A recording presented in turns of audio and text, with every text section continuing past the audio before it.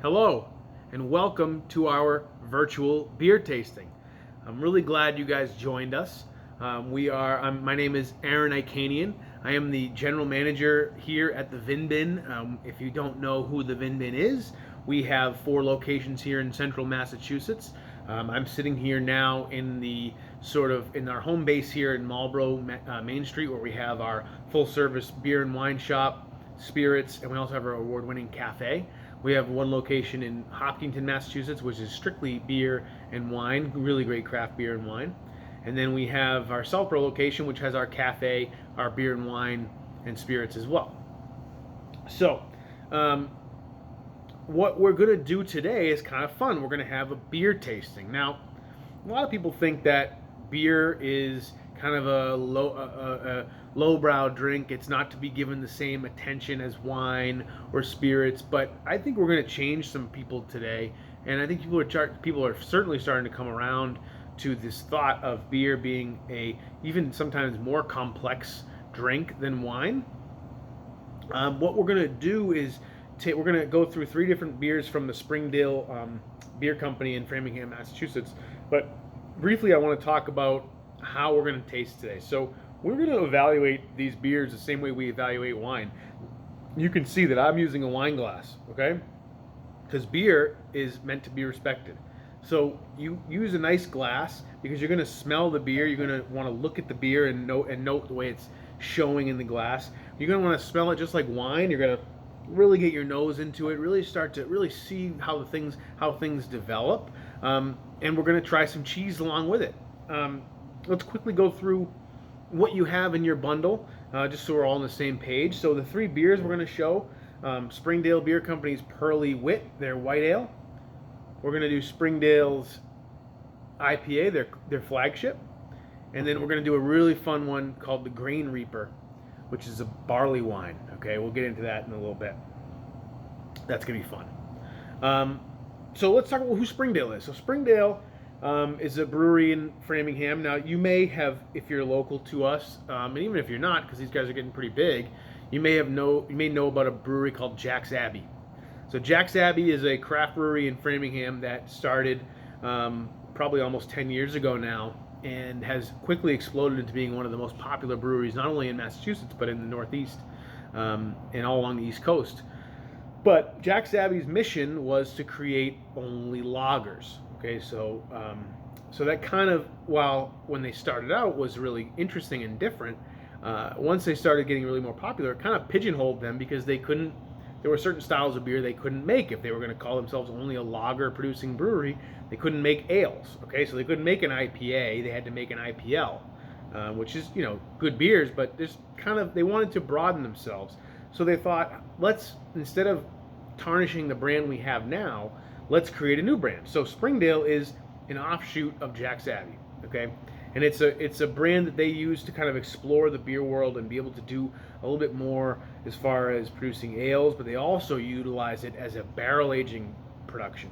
So when you go see these guys in Framingham, they literally have an entire warehouse building that they're using just for barrel aging. So that you'll see almost thousands of barrels sitting and waiting that are just in different processes of aging.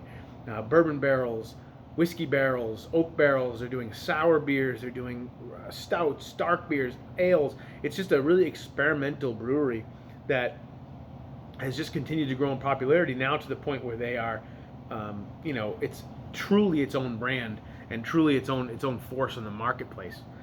It's actually one of my favorite breweries in Massachusetts. I love going there because they always have some really interesting beers on tap at their tap room, and they put some really unique products out. So you have those 3 beers, and you have 2 cheeses. You have the Manchego from Spain. This is the one that's got that ridged on the outside. You have the Piave from Italy. That's the more hearty, denser looking cheese here. And then you have a box of crackers. This is the Tresor crackers, these little wafer crackers. Absolutely my favorite cracker we sell. So let's kick this off, shall we? Right? So let's look first at the Springdale Pearly Wit. Okay. Now, when you pour beer, you want to pour aggressively on beer because, contrary to what some people might think, you do want to create a head on the beer, and you do want to pour it. You don't, we can all drink beer out of a can sometimes, right? I do it sometimes, But when I'm at home, you want to pour your beer into a glass because as we're going to see, these beers can really show off a lot of aroma, right? So when I say pour it aggressively, I mean you really want to just sort of dump it, right? Because you want to create a beer like this, a nice little thin head here, okay? Really pretty looking beer. That the head of the beer is really pillowy and soft. The bubbles are really nice and big, and there's a whole mix of sizes, big and small. It has a hazy appearance to it, okay? So Pearly is their take on a wheat beer. Now, some of the more commercial styles of wheat beer you've certainly seen and probably had. Blue Moon is a big name, okay? And then some imports like Hoegaarden and beers like that. Maybe Harpoon UFO White is another one. But these guys, so this is actually Springdale's, I think it was the first beer they ever put into cans. And it's probably, if you ask the brewers of Springdale, it's probably their favorite beer. It's only 4.8%, 4.6% alcohol, so a nice light drinkable beer. They add a little coriander, a little bit of orange peel to this, so you get really right off the bat, big citrus nose to it, nice bright citrus peel. The extra wheat used in here adds a nice spiciness even on the nose. You can smell that coriander earthiness. Let's try a sip.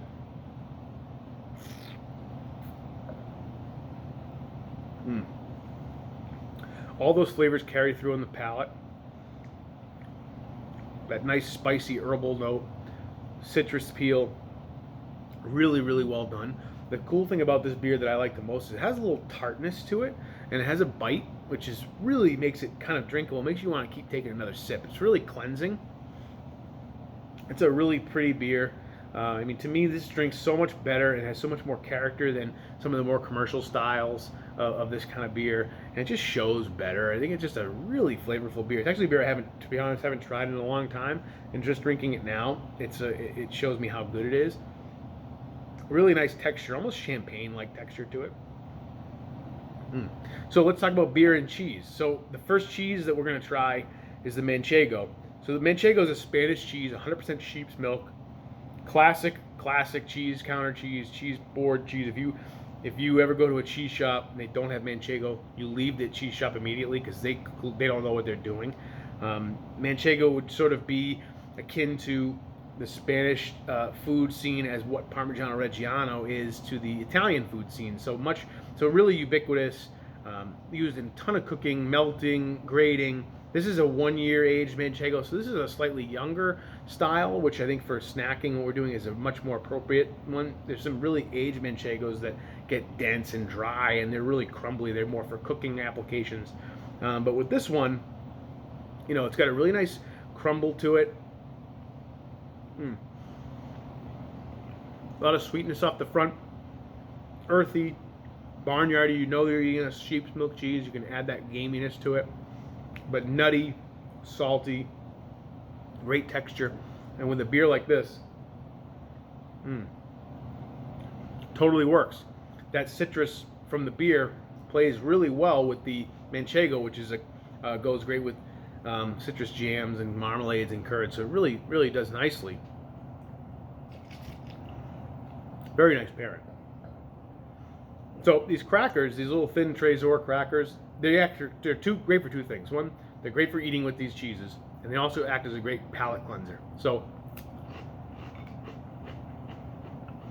just a nice light, crispy wafer helps clear that beer and that cheese off your palate, because we're going to move on to the next beer. Okay? So we're going to look at the Springdale IPA. I'm sure you've seen IPAs. It's the #1 style on the market by far. We cannot have enough IPAs in our store to satisfy our customers. They want more. So what is an IPA? It's an India Pale Ale. Okay, so what that really means is these are aggressively hopped beers. Now, all beers have hops in them, but hops are used in different ways. So the way they want you to taste an IPA is they want you to really taste the bitterness of the hop and the expressive flavors of the hop. Now with this one, this is more like the more popular styles of IPA these days, which is a New England style IPA.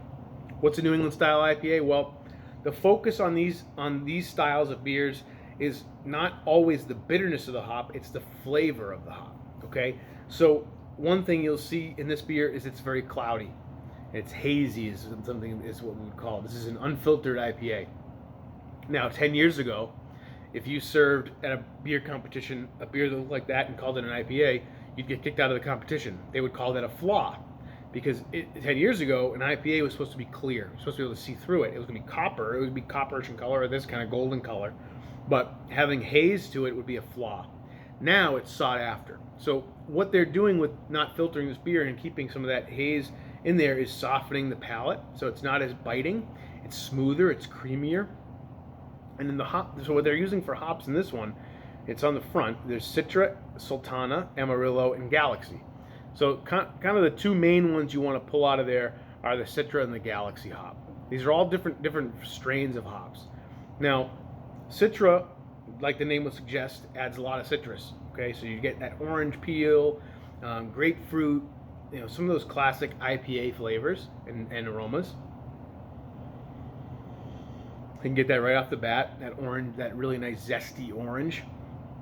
And Galaxy, which is a really popular hop now, is something that would give you more of an herbal quality and more of a tropical note. So when you give this beer a nice swirl in your glass, you're going to see tons of aromas come out of it. So really almost a melon and a mango note coming out of it, which is like pithy melons like that. Almost like if you crushed up a cantaloupe or a melon and then smelled it, like you'd really get the real essence of that fruit.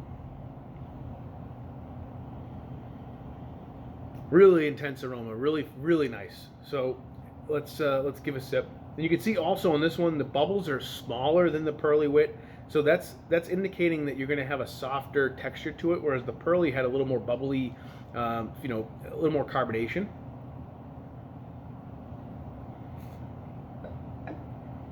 That would also speak to a slightly higher alcohol content on this. This is 6.2% versus the 4.8 on the other one.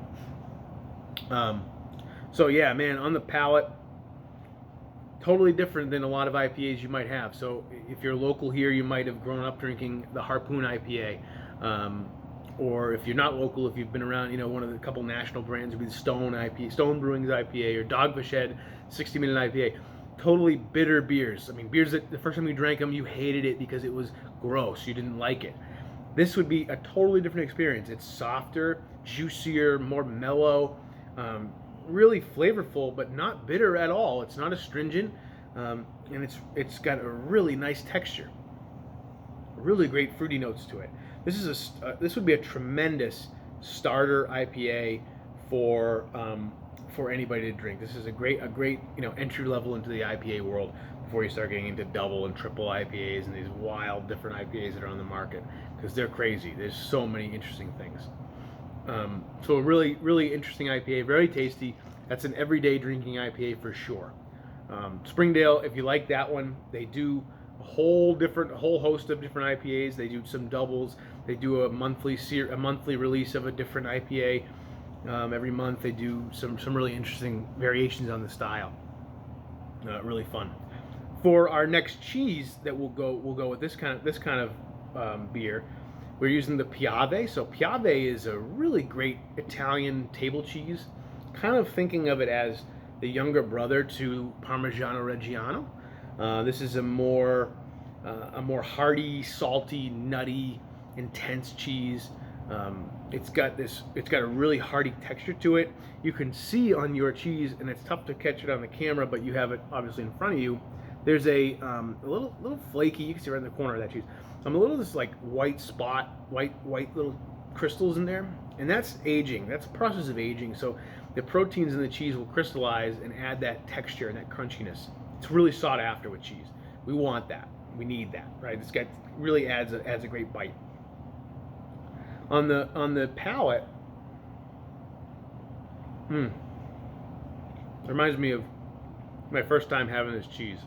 So here at the Vin Bin, when we first start working here, the cheese counter is like the scariest place to go because you don't know any of that stuff when you start working here. Very few people grow up eating, really unique cheeses. So one way we sort of indoctrinate employees is we tell them to pick a cheese every day. Pick a couple of cheeses every day. And every day you're going to pick like 2 cheeses. You're going to you're gonna taste, you're gonna learn about, and those are the only two cheeses you're gonna sell that day. And once it gets beyond those two cheeses, you ask for help. But those two are the first ones you're gonna show to people. And the next day you pick two more, and two more, and two more, and then a couple weeks in, you've tried a lot, you're ready to go. Piave was one of my first. One of the first cheeses I ever ate in my life, besides a Kraft single, and it's so delicious. It's sweet, it's hearty, it's got a really nice intensity to it, but not over the top, and it is so versatile. You can put it on pasta. I put it on pizza. I've used it in sandwiches. You can use it in any application you would use Parmesan Reggiano in. But really, for me, it shines like this. Take a big hunk of it home, cube it up, the cold beer, and snack. And that's all I want to do with this cheese. Maybe a little charcuterie, a little prosciutto or salami, just to set it off, and you'd be perfect. A little cracker. It's also excellent with a little honey drizzle on top. Anything sweet jam is really excellent too. But just one of like the all-time classic cheeses. This is a younger one. This is aged about 9 months to a year. You can find them really aged and they get really intense. They're really fun. But for me, it's the younger one. Is absolutely my favorite kind. Beautiful. One more beer left, right? So Springdale, like I said, one of the things they really specialize in is barrel-aged beers, and we have one here. So this is called the Grain Reaper. This is the 2019 vintage. So you're talking like really like wine stuff here, right? So this was bottled in 2019. It's now 2020. So this has got a little bit of age on it. Kind of fun. And this is a barley wine. So what is wine or beer, right? So barley wine is a style of beer originated in England. It's a stronger, more malt-forward beer. So to me, when I try to explain barley wine, I always tell people barley wine is to beer sort of what port is to wine. It's meant to be a sipping drink, meant to be a dessert drink, an after-dinner drink. Very high alcohol percentage. This one's 10.6%. Very high grain percentage. So they use a locally malted rye in this, which will add some nice character to the beer. And this is definitely a sipper. This is not, you don't crack this after mowing the lawn. You have this by the fire in a winter evening. You have this with dessert. And this was aged for seven months in bourbon barrels.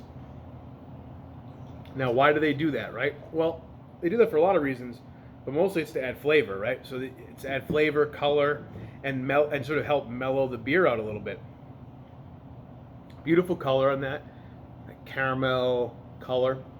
Okay, let's give it a nose. This is gonna be really expressive. I'm really excited to try this. Boom. So right away that malted rye comes out, that spicy rye. Okay, and that bourbon barrel aging is so prevalent. Really sweet nose. Oh, you can smell the alcohol for sure. Wow. Let's give it a sip.